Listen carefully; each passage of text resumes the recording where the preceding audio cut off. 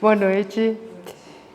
Esse tema de hoje é um tema que às vezes as pessoas nem se interessam muito, mas ele é um tema tão importante, principalmente para nós espíritas, principalmente no momento de hoje que nós vivemos uma propaganda pró-aborto. E nós temos que ter uma ideia, a gente tem que ter uma noção muito clara do que a gente tem que falar no momento em que as pessoas estão defendendo essa ideia.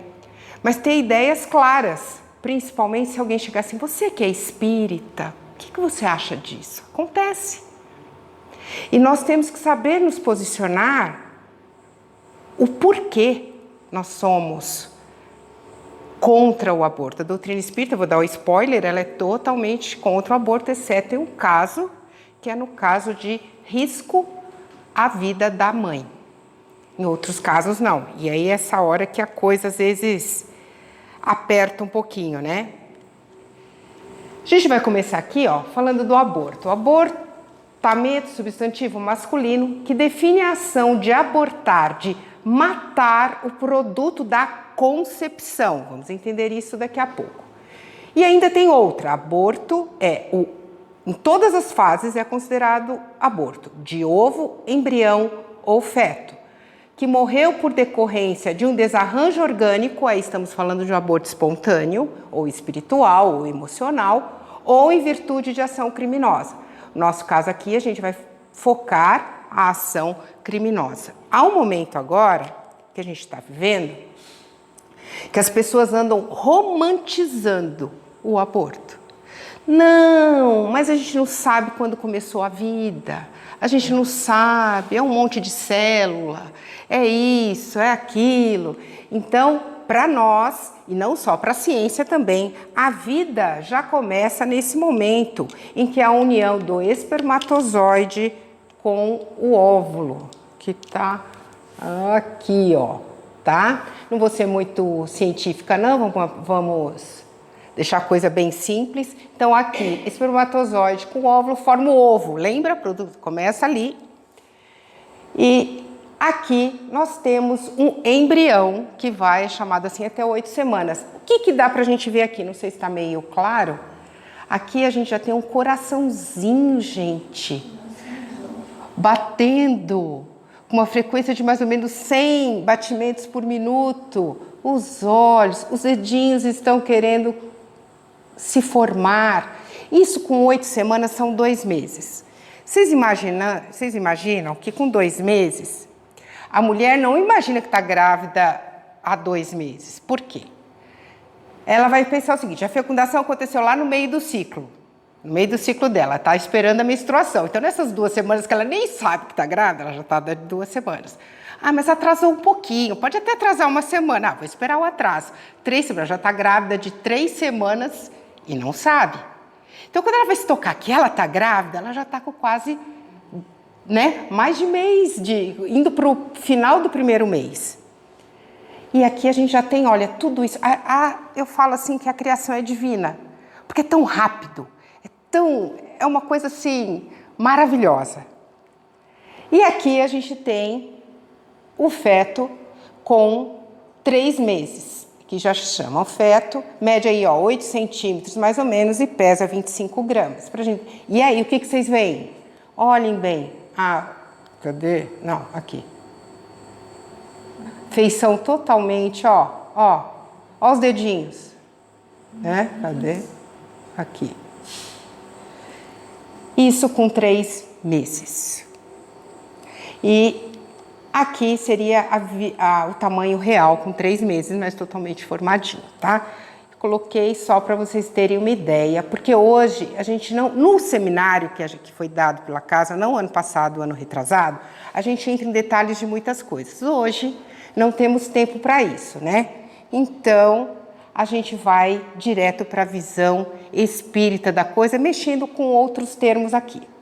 Então, o espiritismo esclarece. A união da alma com o corpo começa na concepção, quando o espermatozoide se liga ao óvulo. Aí o laço fluídico liga o espírito ao ovo e o laço se encurta no nascimento. Não vou entrar em detalhes sobre essa parte do laço da outra palestra, tá? E não temos muito tempo para isso, mas vamos lá, vamos para o que interessa agora.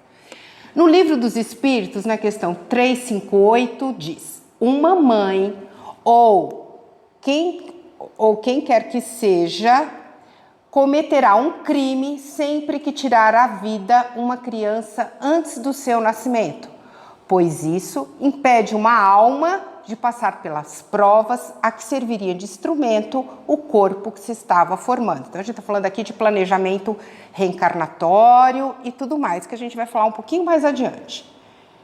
E no livro Evolução em Dois Mundos, de André Luiz, homens e mulheres, os homens que não assumem também o que fazem, né? Réus em delito de lesa maternidade, podem cair em tristes e prolongadas noites de aflição. Nossa, Cleide, a gente vai explicar isso também. Aqui, quando eu digo assim, ó, quem quer, ou uma mãe, ou quem quer que seja, é aí que eu acho que a gente tem que tomar um cuidado também. Às vezes a gente pode chegar uma pessoa em desespero, numa situação que não sabe o que fazer, e você chegar e falar assim: nossa, eu tenho um problema financeiro muito grande, eu não estou em condições, eu não estou pronta. Aí, de repente, algumas pessoas hoje podem chegar e dizer: não, minha filha, esquece, não é tua hora. E você incentiva o aborto. Quem incentiva o aborto também tem uma coparticipação, uma corresponsabilidade. Então, a gente tem que tomar cuidado com o conselho que a gente dá, né? Esse mapinha aqui eu achei interessante, embora ele está um pouco desatualizado, tá? Mostrando tudo que é em verde, gente, é que o aborto é livre. Em amarelo com restrição, em vermelho proibido. O que vocês notam aí? Tem muito verde, né? E esse muito verde significa o quê? Em países, geralmente, de poder aquisitivo melhor. Europa, América do Norte, né? Canadá, tudo. O que acontece? Países com uma condição financeira melhor, eles são mais materialistas. Pode falar, cara. Na Índia também? Hã? Na Índia também. Cadê no mapa aqui? Tá. O que acontece? E outra coisa que é estranha. Eu até vou dar uma conferida se esse mapa tá certo agora. Aqui eu sei que tá desatualizado porque na Argentina agora é livre. Até 14 semanas. 14 semanas. Vocês viram com 3 semanas como ele estava formado? Até 14 semanas. Isso de quantos meses? Que 3 meses e meio. 3 meses e meio. Aí tá aqui, ó. E aí vem os motivos que os governos, o sistema de saúde dá pró-aborto. Governo, diminuição de custos, da pobreza e da miséria. Então, muita gente coloca isso, eu já vi gente pró-aborto falando isso. Não, vocês já viram quantas crianças na rua? Quantas crianças em situação de rua? Então, uma pessoa que já está em situação difícil, o aborto é bom, porque você evita que essa criança sofra em situação difícil. Aí eu tenho uma segunda situação. Quem garante que... E eu já vi isso, exemplos que parecem na TV, no YouTube, em tudo, de crianças, de pessoas que tiveram uma infância muito difícil, uma infância miserável, e hoje são pessoas que são agentes transformadores da sociedade em que vive, da comunidade em que vive.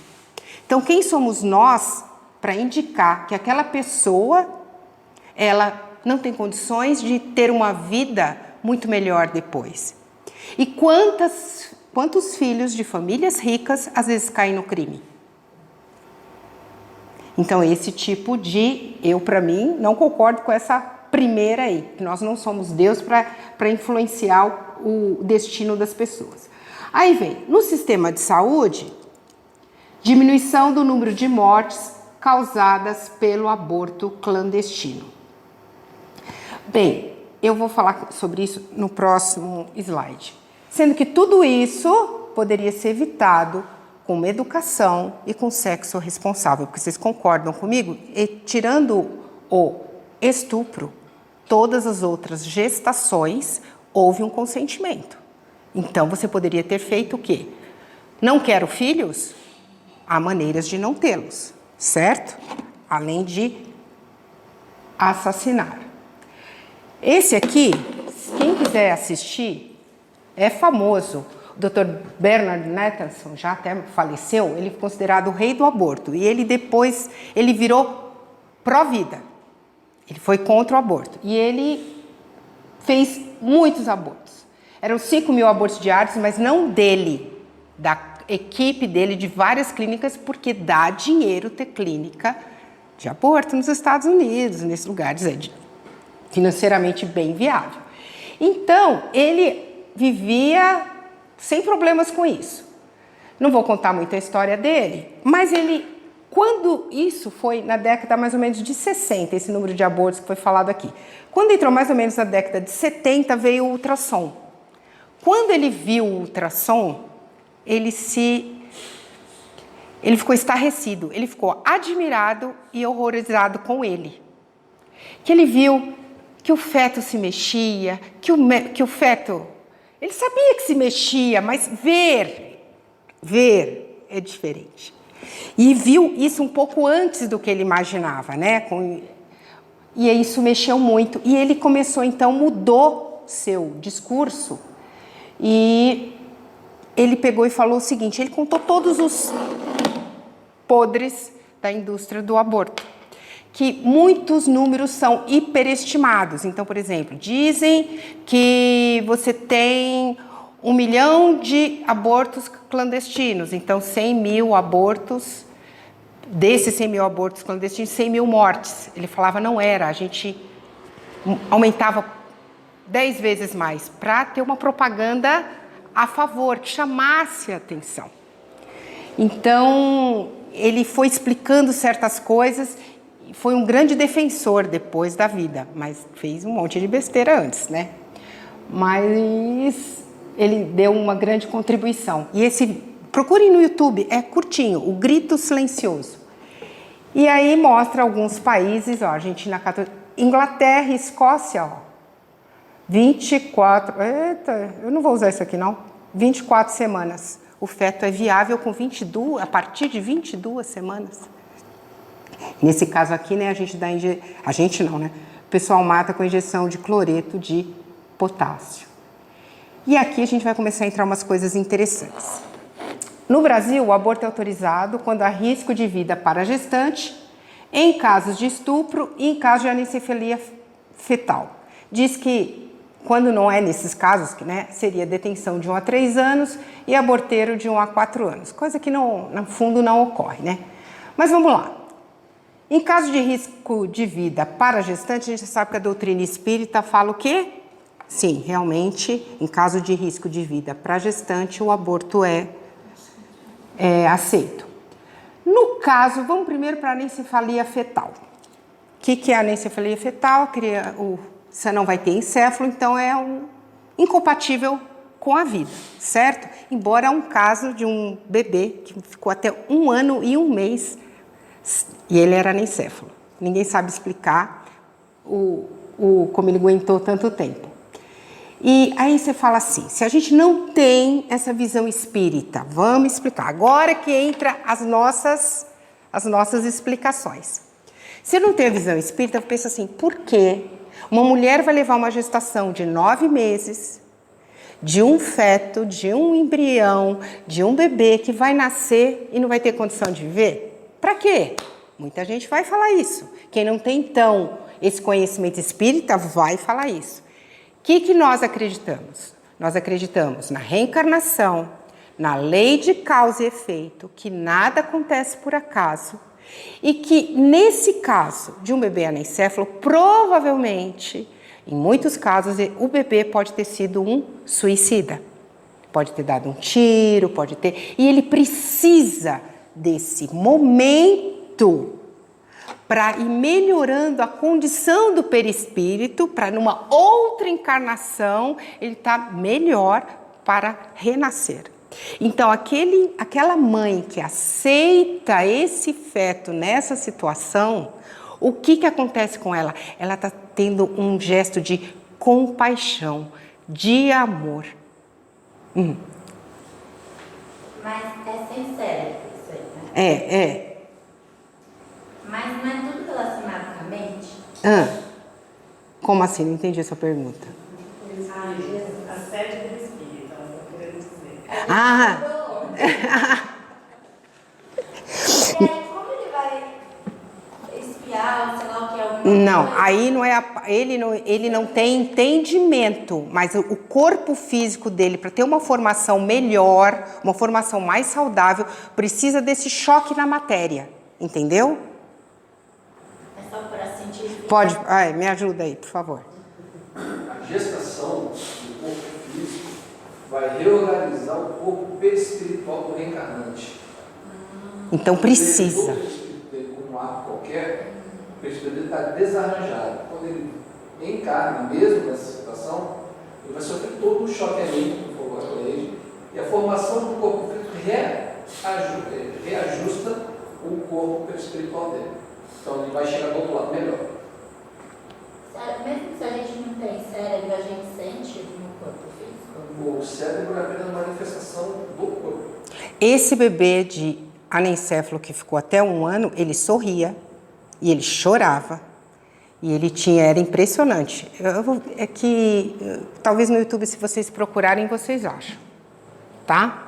Coisas que a ciência não sabe explicar, como ele tinha essas emoções, também não sabem explicar, tá? E aí, voltando, e no caso ainda dessa anencefalia fetal, que eu estava falando que é um caso de que os pais de compaixão, também pode ser para os pais de prova, expiação, resgate, que provavelmente eles tenham uma coparticipação no ato dele de outra encarnação. Então, ali para ajudar, para refazer toda essa situação. Então, para nós espíritas, nós não podemos ser a favor nem nessa situação, porque senão a gente não tem coerência da parte espiritual que a gente acredita, certo? Que nada é por acaso, que tudo está certo dentro da lei de Deus, tá certo? E ainda a gente corre um outro risco no caso da anencefalia fetal, não só de ter um diagnóstico errado durante a gestação. Quantos casos de pessoas que eu tenho primo que teve rubéola, a mãe teve rubéola durante a gestação, o médico falou, nossa, ele vai nascer com isso, vai nascer com aquilo, eu acho que você deveria abortar, ela não abortou e nasceu normal. Então a gente também, às vezes, tem erros de diagnóstico. Tem outro caso de uma mãe que também dá esse exemplo, ela fala tem uns sites, tem uns depoimentos no YouTube sobre pró-vida, né? De uma mãe também, que teve um filho, que ela engravidou, e o filho estava com diagnóstico primeiro de anencefalia. Aí depois falou, não é anencefalia. Depois de um tempo, não, é hidrocefalia. Não, depois ela falou, não, mas eu vou ter. Aí ele nasceu sem o problema cerebral, ficou 1 mês e morreu de problema cardíaco. Mas ela disse que ela se sentiu naquele momento, ela pôde dar todo aquele amor para ele. Tudo aquilo que não foi uma coisa como assim, tempo perdido. Porque ela acreditava em algo maior. Então a gente que é espírita, a gente acredita em algo maior. Então a gente não pode ter essa visão tão materialista. Tá? E no caso do estupro eu já falo. Deixa eu só ver aqui. Aqui, ó. Quando a gente fala de reencarnação, a gente fala de planejamento reencarnatório, certo? E essa passagem aqui, que está no Missionários da Luz, que é a reencarnação do Segismundo, ela fala, não só, é muito interessante como até as nossas vibrações, antes de gestar, ou de a mãe quer ter filho e o pai não quer, ou o pai quer e a mãe não quer, mas está ali, né? Vão ter, o plano espiritual está trabalhando. Aqui nesse caso teve um trabalho muito grande do plano espiritual, porque os pais, Adelina e Raquel, ela queria ter e o Adelino não. Por que o Adelino não queria? Porque o filho, que seria o Segismundo, queria reencarnar, ele tinha assassinado o pai em outra encarnação, o Adelino, e a Raquel sofreu muito e acabou sua vida num prostíbulo. Então foi uma situação pesada. Aí De repente, você vai ter, foi convidado, aí foi um convite da espiritualidade. Adelino, vamos, em sonho, era conversado com ele. Aceite, vocês vão acertar as arestas, trabalhe o perdão. E ele não queria. Ele tinha tanta aversão que destruía os espermatozoides. Olha o poder da vibração mental, como é, que no fundo ele não queria. Não entendia porque não queria, consciente ele não entendia. Mas era isso. Foi trabalhado na espiritualidade, ele em sonho, em desprendimento. Eu sei que eles conseguiram trabalhar o perdão e conseguiu fazer o reencarne do Sigismundo. Mas quanta coisa teve que fazer. Eu coloquei aqui poucas coisas, mas vale a pena ler esse capítulo no livro Missionários da Luz, para vocês entenderem bem como que funciona o plano, o planejamento, os espíritos construtores, como explicam, às vezes, uma fragilidade que você possa ter no corpo físico. Nada é por acaso. Né? Capítulo 10. Capítulo 10? Nós temos 3 meses de É. Não foi? 3 meses. E aí o que a gente explica? É difícil, você vê, é um assunto que às vezes nem chama muita atenção. Hoje até vem menos gente falando assim, aborto.